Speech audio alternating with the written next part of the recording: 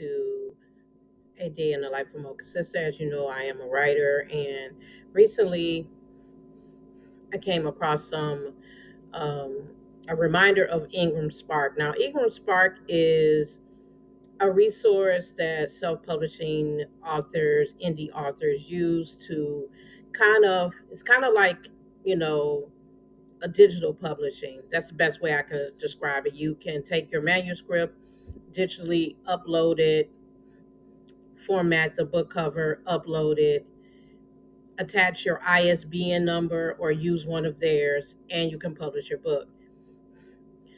You can utilize it to get into stores, but this is where things get sticky.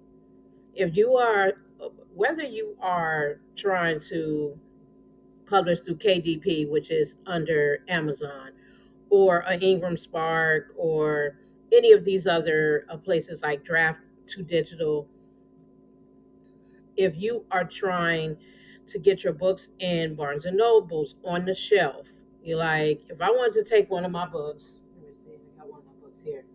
I could take one of my books and get it inside one of those stores. They make a deal with me, and if the book sits there and nobody buys it, nobody purchases it, or book sales are slow, then they can do what they call a return. A lot of self-published authors are complaining about Ingram Spark, saying that basically they are receiving fake returns from all these different stores, and now they owe money back to Ingram Spark. So be careful and do your research. Quick story: years and years ago, I had went on a that's I was like still like an indie author, and I was in I believe Atlanta. I went down there for an event, and I had me and a couple other authors. We had made a deal and left our books with this bookstore. I won't say what name of the bookstore it was. Bottom line was, we never got any money for our books.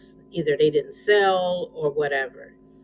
And it's a cautionary tale, just Google co-signment. You usually, with a co-signment deal, um, the bookstore gets most of the profit, like 60%, and you as the author get 40%.